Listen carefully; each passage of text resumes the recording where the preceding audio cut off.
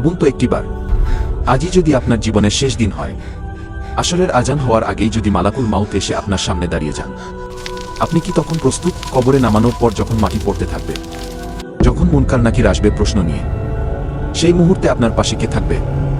সন্তান নয়, সম্পদ নয়, শুধু আমল। আজকের এই ভিডিওটি শেষ পর্যন্ত দেখুন, কারণ আজ এমন একটি আমলের কথা বলবো যা জুম্মার দিন আসর পর্যন্ত পড়লে কবরের আযাব থেকে মুক্তি মিলতে পারে ইনশাআল্লাহ। লা ইলাহা ইল্লাল্লাহু। মাত্র 5টি শব্দ, কিন্তু এই 5টি শব্দ আল্লাহর কাছে আসমান জমিনের চেয়েও ভারী। নবীজি সাল্লাল্লাহু আলাইহি ওয়াসাল্লাম বলেছেন, যে ব্যক্তি আন্তরিকভাবে এই কালিমা পড়বে তার জন্য জাহান্নাম হারাম। কবরের অন্ধকারে যখন ভয় ঘিরে ধরবে, যখন কোনো মানুষ পাশে নেই, সেই মুহূর্তে এই কালিমাই আলো হয়ে আসবে। কারণ এটি কেবল একটি বাক্য নয়, এটি একটি চুক্তি, আল্লাহর সাথে আপনার চুক্তি। ইমাম আহমদ রহিমাহুল্লাহ বলেছেন, মৃত্যুর আগে যদি একবারও এই কালিমা সত্যিকারের অন্তর থেকে পড়া যায়, তবে সে জান্নাতের হকদার। তাহলে আজ থেকেই প্রতিটি নামাজের পরে 100 বার পড়ার অভ্যাস করুন। জুম্মার দিন এমন একটি সময় আছে যেখানে দোয়া করলে আল্লাহ ফিরিয়ে দেন না। নবীজি সাল্লাল্লাহু আলাইহি ওয়াসাল্লাম বলেছেন, জুম্মার দিনে একটি মুহূর্ত আছে যখন কোনো মুসলমান দোয়া করলে তা অবশ্যই কবুল হয়। অধিকাংশ আলেম বলেন, সেই মুহূর্তটি হলো আসরের পরে সূর্যাস্তের আগের সময়। তাই জুম্মার পরে থেকে আসর পর্যন্ত এই আমলগুলো করুন। প্রথম আমল, সূরা কাহফ তিলাওয়াত করুন।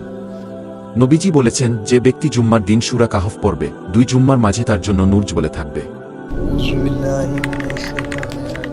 দ্বিতীয় আমল, বেশি বেশি দরুদ পড়ুন। নবীজির উপর যে দরুদ পাঠাবে, আল্লাহ তার উপর 10টি রহমত নাজিল করবেন। তৃতীয় আমল, আসর পর্যন্ত বেশি বেশি ইস্তিগফার পড়ুন, আস্তাগফিরুল্লাহ। এটি গুনাহ মাফের চাবিকাঠি, এটি রিজিক খুলে দেয়, এটি বিপদ দূর করে।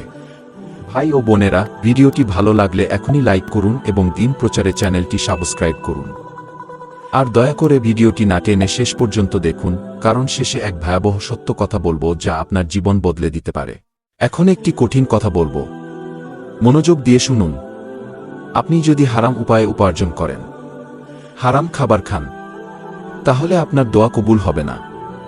এটি আল্লাহর ওয়াদা। নবীজি বলেছেন, একজন মানুষ দীর্ঘ সফর করে, ধুলো মাখা, ক্লান্ত, হাত তুলে দোয়া করে, কিন্তু তার খাবার হারাম, তার পোশাক হারাম, তার পেট হারামে ভরা। তাহলে সেই দোয়া কিভাবে কবুল হবে? আর জাহান্নামের কথা একটু ভাবুন। সেখানকার আগুন দুনিয়ার আগুনের চেয়ে 70 গুণ গরম। সেখানে চামড়া জ্বলবে, আবার তৈরি হবে, আবার জ্বলবে। এখনো সময় আছে, এখনো তবার দরজা খোলা। আল্লাহ তবাকারীকে ভালোবাসেন। আজই হারাম ছেড়ে দেওয়ার নিয়ত করুন। আল্লাহ আপনাকে সাহায্য করবেন ইনশাআল্লাহ। আল্লাহ বলেছেন, হে আমার বান্দারা, তোমরা যারা নিজেদের উপর জুলুম করেছ, আল্লাহর রহমত থেকে নিরাশ হইও না। আল্লাহ সকল গুনাহ মাফ করেন। তিনি অত্যন্ত ক্ষমাশীল, পরম দয়ালু। হাত তুলুন, মনের গভীর থেকে বলুন, ইয়া আল্লাহ, আমি গুনাহগার, আমি তোমার কাছে ক্ষমা চাই। আমার তওবা কবুল করো, আমাকে সঠিক পথে রাখো। প্রিয় দিনী ভাই ও বোনেরা, আপনার জীবনে কি কোনো তাবলিগি জামাতের সত্য ঘটনা আছে? কোনো অলৌকিক কারগুজারি কি আপনি দেখেছেন বা শুনেছেন? যদি থাকে, তাহলে এখনই কমেন্ট করুন এবং আমাদের জানান। আমরা তা পরবর্তী ভিডিওতে প্রচার করব। আপনার একটি সত্য ঘটনা হয়তো অন্য কারো হেদায়েতের কারণ হয়ে যাবে। আল্লাহ আমাদের সকলকে হেদায়েত দিন। জুম্মার দিনের এই বরকতময় আমলগুলো আমাদের কবুল করুন, আমিন। জাযাকাল্লাহু খাইরান। আসসালামু আলাইকুম ওয়া রাহমাতুল্লাহি ওয়া বারাকাতুহু।